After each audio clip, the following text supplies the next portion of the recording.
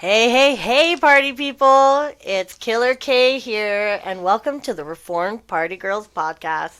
And I'm your girl Ray, and this is a podcast where we share our journey from the wild nights out, drinking, and late night adventures to a calmer, more mindful life in sobriety.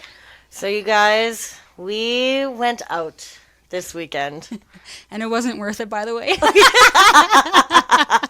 It was the first time we had kind of planned to go out since we went to Wicked Woods, like 8 months ago in the summertime. Yeah. So we met a friend. We met a guy there when we were at Wicked Woods who was from Edmonton.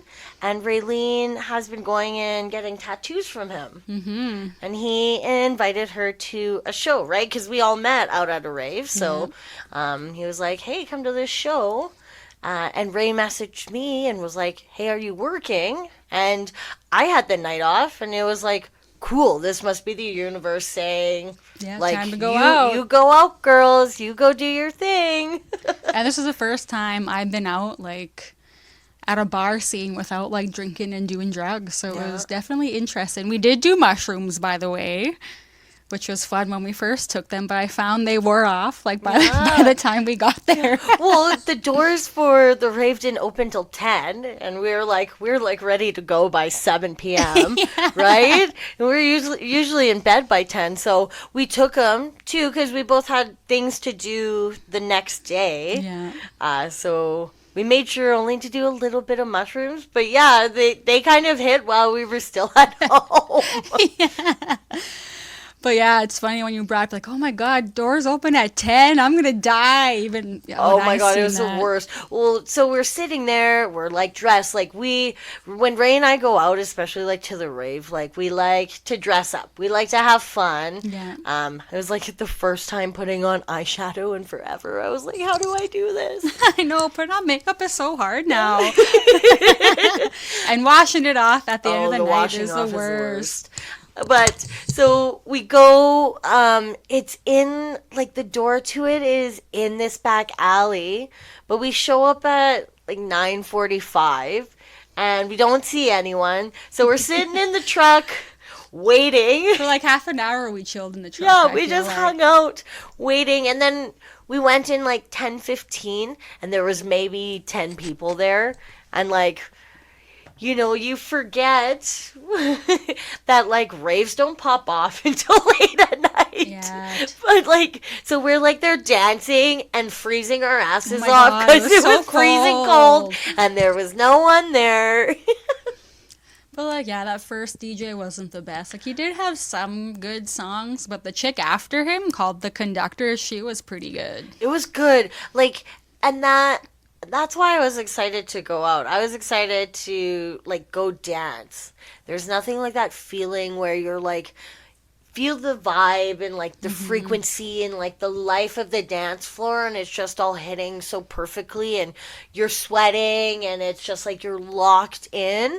And I was, like, looking for that. Like, I was like, oh, I needed a good time to, like, just let loose and just kind of, like, move my body. But it was like a slow burn getting into it. Yes. Because the vibe didn't really pick up until the conductor went on, and two more people showed up. Yes. I mean, you forget what a bar is like when there's only like 3 people in it. Oh, God. But, yeah, I found, like, I couldn't really get into it at first. And then, yeah, Conductor came on. FYI, this show was for Raz and Stylist. And, like, I went there to see Stylist. And FYI, we didn't even stay to see his set because at 12:30, you're like, y'all ready to go home? And we're like, yeah, let's go. Yeah, we couldn't do it.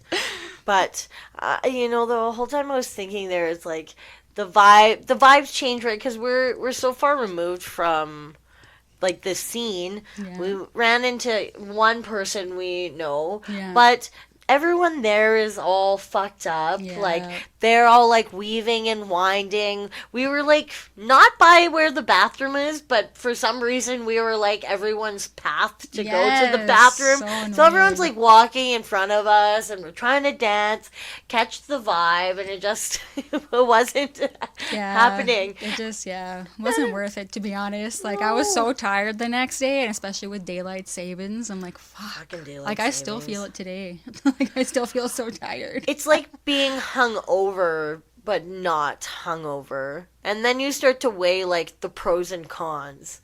And like the cons are starting to pile up for me. Like I'm still tired. I slept in the next day till 1 p.m. I wasted my day, I you know, know. and I still felt tired, Yeah. right? And I'm like, was it worth it? Like we were there for like 2 hours. Did I have the best night that I was like hyping it up to be? No. No, and I was thinking, it would have been nice to just like do mushrooms at my place and play some cards, Yeah. like old lady shit. Yeah, that's how you know you're getting old. Well, I feel old, and I don't know if it's being old or mature or that we've just changed. Like I can go to a bar and drink a water or hang out, but I do get to the point where it's like, okay, I'm ready for home. Yeah. Because it's not the same. I remember, you know, finishing work at 9 p.m. when I was drinking a lot, and then you would go sit at the bar, and before you know it, it's 2 a.m., and the Yeah. time would go by so fast. And you Yes. wouldn't even realize how much time you've spent there just drinking. But and then you run into all these people, and even for me, I'm at the point where I'm like, I don't want to meet friends at the bar. Yeah, I me don't want to too. talk to that drunk guy that won't leave me alone. Like, I'm over that. I'd rather be at home. Yeah, I like the small group of friends. Like, I'm good with not making any more friends. I'm not interested in like, I it's not that I hate small talk, but I'm just like, I don't want to have to tell you about my stuff, my life, and who I am. And Yeah. for me, I work in an industry where it's my job to be outgoing and friendly and talkative and meet all these people.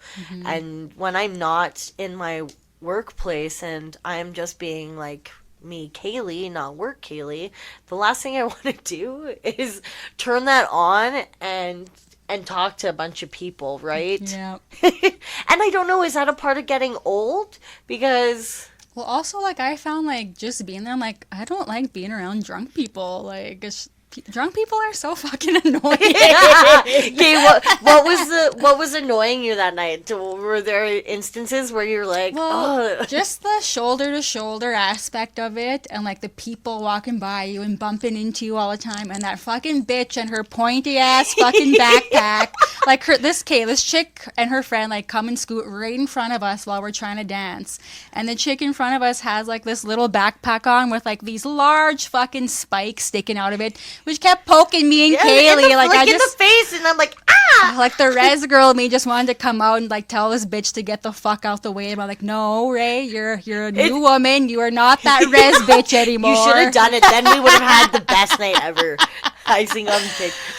Revert to our old selves. But it's funny. Usually you only get rowdy when you're like drinking, right? And here I'm sober and I'm still wanting to get rowdy with this bitch.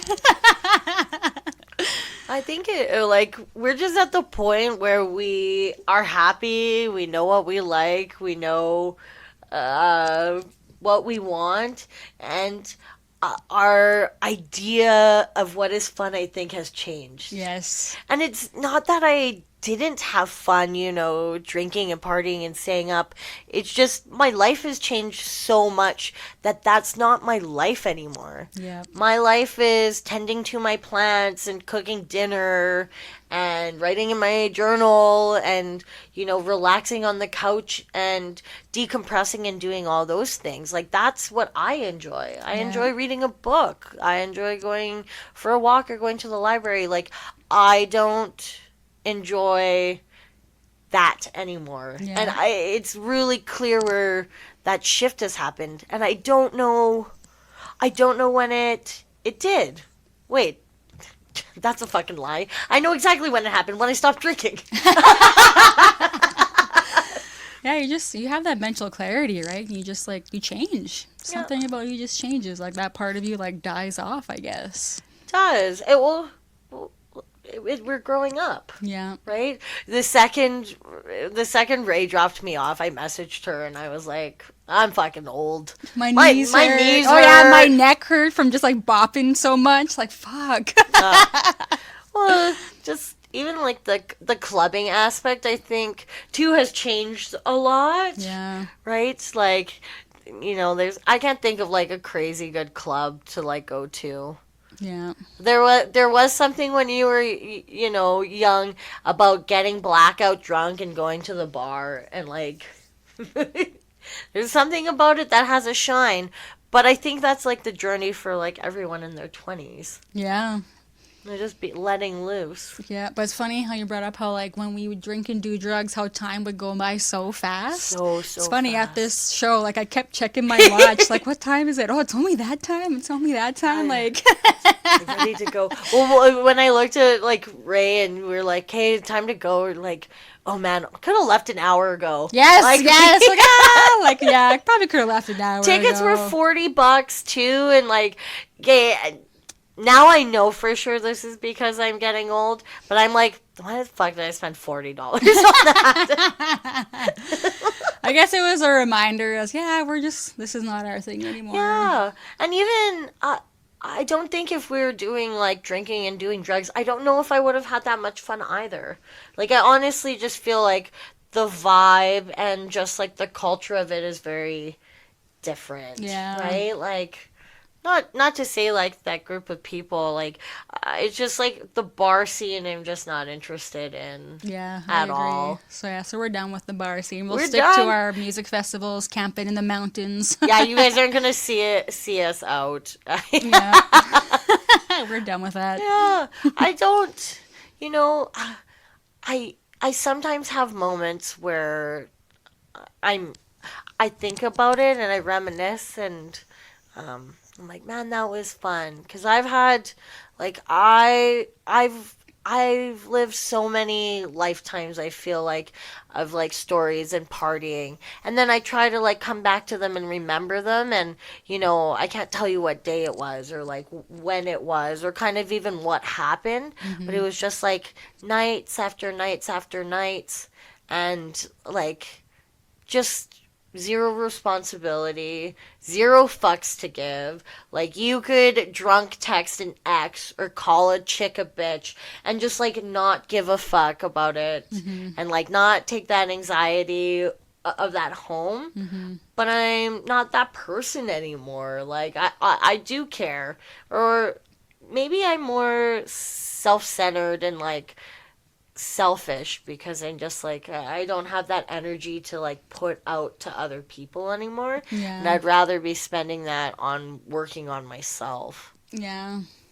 I agree. Like I keep saying for like this year, this is my selfish year. Like I'm doing me. I'm not doing things that I don't want to do anymore. Yeah, it's like learning how to say no and like set that boundary with yourself and just being like I'm okay with this. I remember being young and like you would spend 3 days at a place or like 2 days at a place and you'd sleep uncomfortably on someone's couch or on the floor or not sleep at all. And I think back and I'm like, yeah, because like most of the time I didn't have the $40 to spend on Ubering home or like Yeah. getting home, right? You'd wait for that person with the ride or so you could take the bus. But like for me, it was like sometimes I was just like trapped at a place because I had just spent all my money on cocaine and on booze that I like didn't have the money to get myself home. Yeah.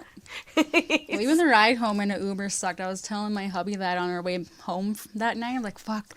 Like, this drive always felt so long and so awkward riding in an Uber, and you're just mangled and fucking feeling so weird, and you don't want them to talk to you because you can barely You talk can barely yourself. talk.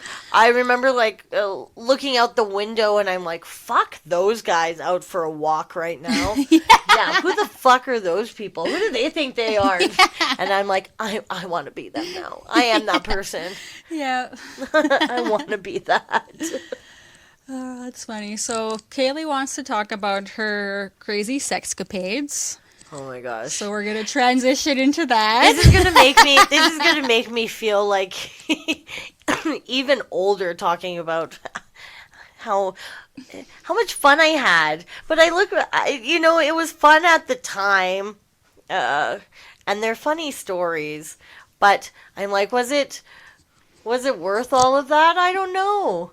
Uh, I I think a lot of it has to do with finding like my self-worth and like realizing that I'm worth a lot more, and I think I used to seek a lot of validation through sex and through encounters because I thought that would be the only way someone could show me love.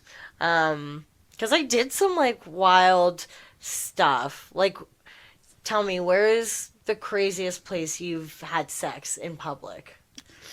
The only things that I could think of, because I'm pretty sure my stories are not going to be as wild as yours. So my ex, when I lived in Olds, well, I guess when we were together, we would walk to the bar, and on the walk home, we would literally, like, we're walking on the sidewalk, we would literally have sex right off the sidewalk underneath a bush in front of someone's fucking house. Or like in the playground that was near our place. Oh, yeah. Another time we were going through those little drive-through car washes, and we just had a quickie in there as the car is getting washed. But that's all I could think of right now. What about you? Tell me some of your crazy stories. Okay, before we get started, because my family listens to this podcast, we're going triple X rated, so please, Taya, Grandma Wendy. Maybe stop Auntie, right here. Yeah, you turn this on mute and you let the podcast play through so we can get the views. But I'm telling you, stop listening now. And if you do listen, you're never allowed to talk to me about it. I'm never allowed to find out that you know about this. So you've been warned. This is a trigger warning. But when I was dating Gungor, my high school sweetheart, right? Like, he lived at home, I lived at home. So, I mean, it started with, so much car sex. Like, we would drive off in the middle of the night and go park at, like, in parking lots and in the dog park at night, and just so we would have so much sex in his car. And so it kind of like started there. There's just like no boundaries. But the wildest place, I do have a few, but I think the most recent one was when I was dating Oakland. I flew up to Yellowknife to go see him, and we went to the museum in Yellowknife. And Yellowknife is a very like small populated town in the Northwest Territories. It was summer, so it was nice. But we went to the museum, and there's no one there. And we're walking through the museum, and they have like a little teepee set up, with the Native Americans and all that. So we go into the teepee, and we have sex in the museum inside the teepee. Oh, yeah. Oh, my God. Yeah. I'm like, my head's like outside of the teepee doing like the lookout to make sure no one's coming in. While you're getting railed from behind. Yep. Oh. I'm trying to think of like where else public. Like on that same trip, we were driving on the highway, and he pulled over on the side of the road, and we had sex. Like he opened like his door, and he was standing, and then I moved over to the seat. Yeah. So we did like a highway drive-by, like side-by, whatever you want to call that. There was a time me and him had a lot of sex, like probably like 3 times every day. Holy shit. It was a lot. Again, right? Just a reminder for everyone. He had no job, so he was literally always with me. Yeah, but we had lots and lots of sex. Once at the water park we were doing it, and one of the lifeguards started blowing his whistle at us. Like in the pool? Yeah. on the tower, like on the way to a water slide. Oh my god! Like out West Edmonton Mall. You know what I'm talking, right? Oh my god! You guys are fucking brave. Holy fuck. Have you ever fucked in like a movie theater? No, not No, a movie I feel like theater. that seems like a common thing. Yeah. I haven't either. No, not a movie theater. And then I have been, I have been a naughty girl. I've had sex while I've been working before.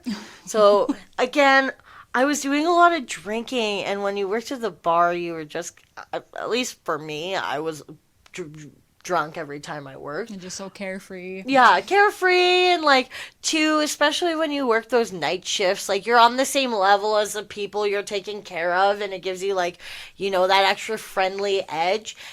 And most of the time I was hungover, so like the only way to stop feeling like shit is to just Fuck it out. yeah, just drink some more and keep on going. So at Craft, which is not the place I'm talking about right now. At my old job, I was working up on the patio, and there were some guys there, and he was like, "Hey, do you have a cigarette?" And I was like, "Yeah, meet me in the back. I'll go on a smoke break. Meet me in the back alley." And this is like an alley downtown, so it's fucking disgusting. You've got like homeless people everywhere. There's like dumpsters with garbage, and it's just Edmonton downtown back alley. And so we're back there smoking, and we start making out, and then we start having sex in the alley, the dumpster behind my work while I'm on shift. And I remember too, like he waited for me to get off work, and I brought him back home. And I only remember this dude. I don't even remember his name, but I remember I soaked like his shirt he was wearing, and I never let guys stay over at my place. It was like a big thing when I was having like all my one night stands, bringing guys home from the bar, is that they were never allowed to stay over. Yeah. So he's like, "Oh, I can't go home with my shirt." So I remember giving him one of my favorite Oilers shirts. Yeah. And sent him off in an Uber, and then I never got it back. Oh no. Bass, motherfucker. Have you ever left like something you wanted to get from like a one night stand, and you're like, "God damn it, I can never go back for it"?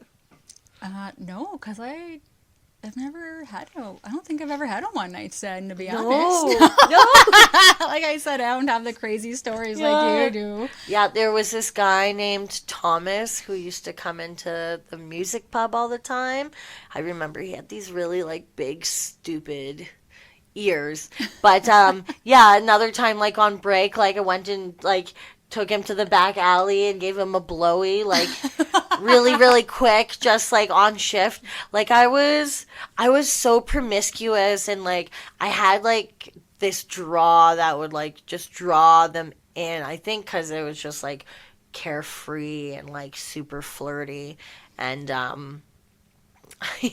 yeah, I would just like meet these guys at the bars and give it out to them. And honestly, I wasn't looking for boyfriends. It's something that I've learned that like men are horny and honestly will fuck anything. Whenever. Oh yeah, you give it to them. Like to my move back then is I was a touchy person, and I look at it now and I see how wrong and over the line it would be. But I would do like, while we were talking, I would do the leg rub and the dick grab for sure was my move.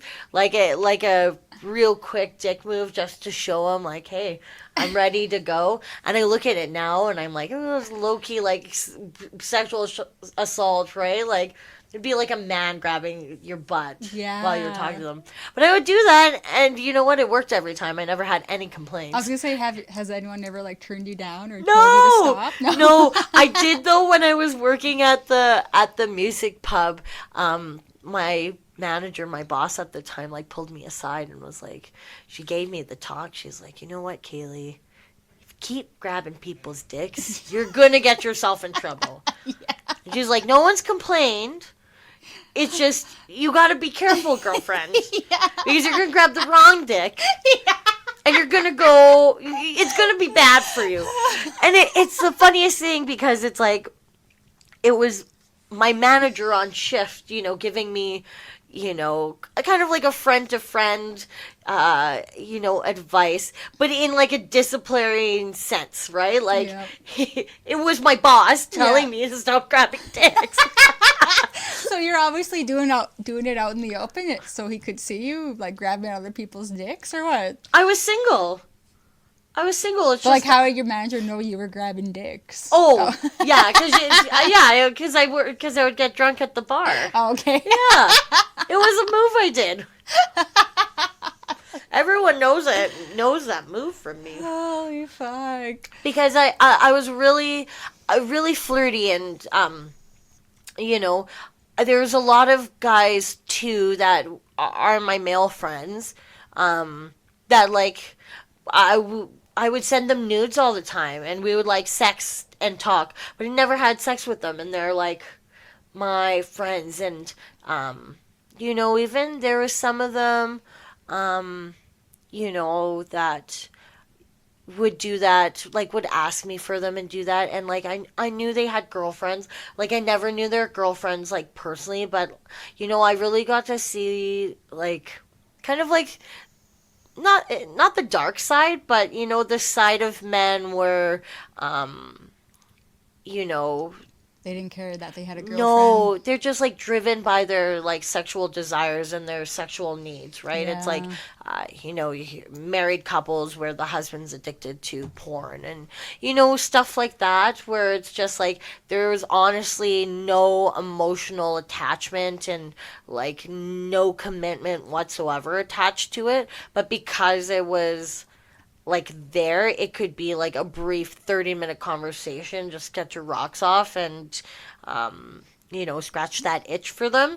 And yeah, like that was a thing I used to do.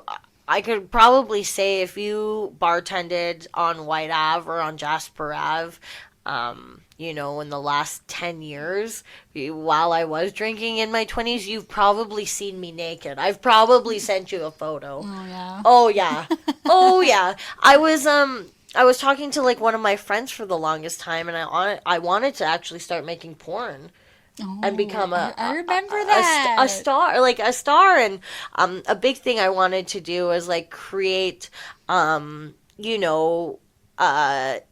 porn industry that was like female produced and backed by a female creator that would create a safe space for other sex workers to come into and create content for themselves that wasn't male heavy, that had boundaries and felt safe for them. And like Yeah. I really was like thinking and like planning this out, because I was like, this would be a really niche market, something Yeah. that hasn't been done before. This was obviously before OnlyFans Yeah. and that stuff, where women now, sex workers now, can create their own safe content. They can do it and produce it themselves. But before, you didn't really have that, and I was like, what a good idea. Yeah.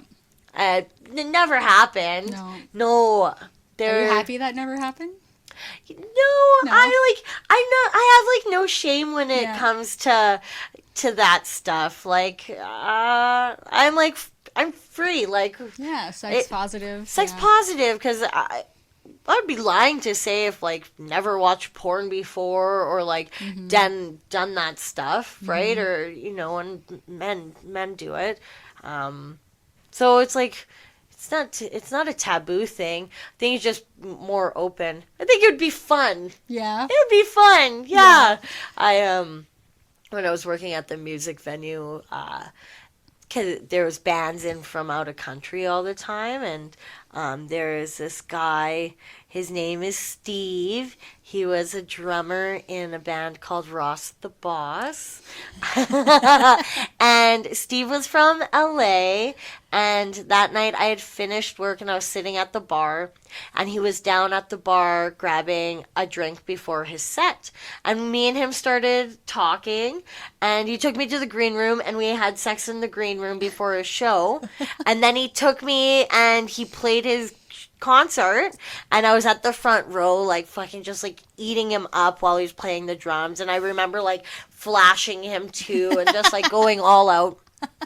And so when their show finished, he grabbed me and we went into like their travel trailer that they had where the whole band was there. And we had sex in front of the entire band. Really? Yeah! I have a picture of it. Hold on. Let me find it for you. Let's see if I can still... She's going to find the photo. Yeah, as you can hear, this gal is pretty crazy. That's why I always call her Crazy K. Everyone. Here, I'll even show you. Oh, Steve. Do you still talk to him at all? Yeah. Okay. I remember there was a point in time you were going to move out to LA with him, weren't you? Yes! I was going to go see Steve. Okay, let's see if I can find this picture so I can show you. Oh, my God. Oh. In front of the whole crew. Yeah. None of them wanted to join in, or what? No. I think they're going to. Oh, it's not there. Oh, let's see if I can find this other one. But while I have Steve's thing open up, let's see when Steve and I first started talking. I totally forgot about that. Yeah. The drummer dude from LA. Yeah.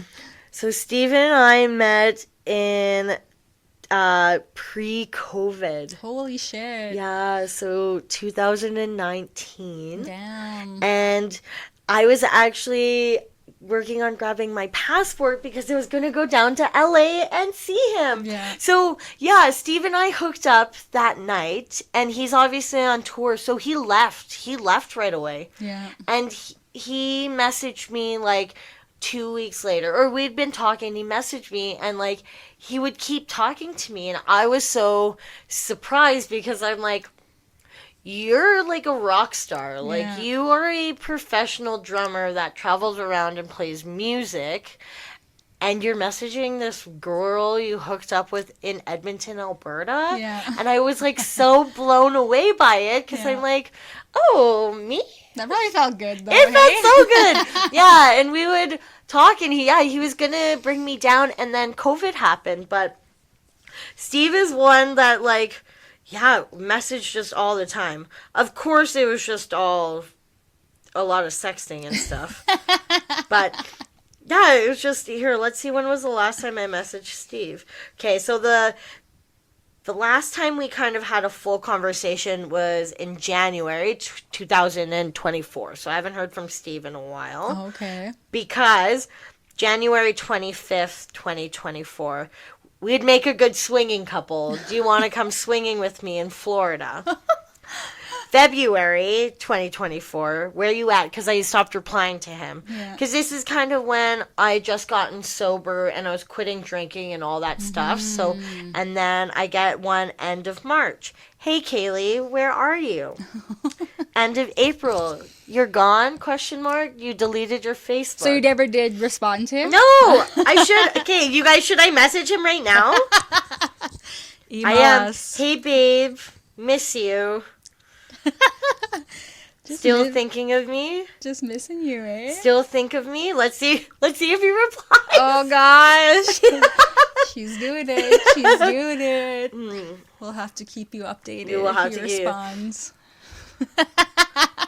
Oh, that's funny. Oh, Steve. Gives me a good little confidence boost. But that's even like I was telling you, Pete, the guy I dated a long time ago, messaged me all the time. So all of these guys have petered off in 2024 because it's my year of celibacy. I really haven't had sex. Yeah. So yeah, Pete messaged me 3 times in July, once in August, and once in October. Do you ever respond? No. No? No. Well, I don't know what it is, because I think if I was to meet a partner again or someone I was like interested, I would probably start having sex. But the two times I did have it after I got sober and after my relationship with Oakland, I was just really uninterested. Yeah. Like I like to, I kind of think I'm like asexual. Yeah. There was a point where I'm like, okay, maybe I'm a lesbian, like maybe I'm into girls, and then I'm like, if I'm here having that debate and conversation with myself, then I know I'm not a lesbian because Yeah. I like if you know you're into girls, like you would just Yeah. know, right? Yeah. And so, Have you ever had sex with a girl? yes. You have? Okay, tell me more. So it happened at the Pint on White. Oh gosh, of course it did. I was working at the Irish pub at the time, so this was like in my young 20s, and I went to the Pint on like a Monday or a Tuesday, and the bar was empty. It was empty, so it was just me and this other girl sitting at the bar. And our bartender, Sammy, he's great. He still works in the industry. Love him. We talk about this story all the time. So me and her drinking, and we're getting like absolutely wasted. No one else in the bar, and she's like, "Hey, come down, come to the bathroom with me." Right? girls go to the bathroom all the time. So I do that, and she pushes me into the handicap stall, and we start making out. And she like whips my pants down, and yeah. Wow. Yeah, in the bathroom. I've had sex in a lot of weird places. That's not the only time I've had sex at the Pint on White. Oh either. yeah. Yeah. No, I know. I know the code to their like storage closet down there, and so one of the bartenders and me hooked up down there. Oh yeah. Yeah. Oh, I thought that was Steve. It's not Steve. Oh no, I was like, oh, is it him? I was like, Is that it happened him? fast. But yeah. And then remember that girl Emma? Yes. Me and her used to hook up. Really? Yeah. Interesting. Yeah. Wild. Wow. Oh, Have you and- ever had a threesome? Yes. Oh God, Yeah. I never have. I haven't fucked a lady or had a No. threesome, so I gotta No. live through you. A lot of towers. I've had some orgies too down in F's basement, like lots of orgies. So, like this was me, like sex, wild, crazy, rock and roll, and drugs. And when Oakland and I got together, right, I was telling you he was a very insecure man. Mm-hmm. And I think that really bothered him, like my sexual history and kind of like my sexual prowess, like that I had, and that was a part of my reputation in the Edmonton like drinking and partying industry, is that like I was wild, and I was freaky, and I did all that stuff. And so I think that made him really insecure, and then it also brought on a lot of baggage on to myself, especially being with like an abuser and a narcissist, is that a lot of those things that I did when I was single would get thrown in my face, even though me and him weren't friends before a relationship. He knew things about me Yeah. that he would throw in my face all the time and make me feel guilty about it. Stuff like what? Like giving people that are his friends blowjobs, and I'm like, well, I didn't know you. Yeah. Yeah, I'm Yeah. like, I didn't know you, and Yeah. like, making me like feel ashamed for like my sexual history. Like he would just throw things in my face, so it was just, I think a reason why kind of I shy away from that too is, I never once was ashamed or felt guilty for doing those things because I never saw it that way. Yeah. I had fun. People I was doing it with were having fun. It was consensual. It was enjoyable, but I think my relationship with him caused so much, like hardship, and he made me feel guilty, and he made me feel shameful for all those things that now out of it, I'm still kind of working through that, because I look at, okay, my promiscuity and my sexuality, affected my relationship I was in with him. So, maybe that's something wrong with me. But I'm slowly starting to realize that, my past is my past and it's a part of who I am. And there is going to be a person that I meet that has no problem with that. And, you know, if they're so insecure that my sexual history bothers them, then they're not the right person for Especially me. if it's the past. Like, if you didn't I even know them know. before, like, what the fuck? You can't get mad at someone for Well, that. he's a psychopath. He was Yeah. crazy, which is funny because he also slept with all my friends and a lot of people I Yeah, knew, like, what the right? And fuck? he was cheating on me the whole time with multiple Was it women. the whole time? I don't have proof and I don't know that, but I'm pretty sure. Yeah. Yeah. Hmm.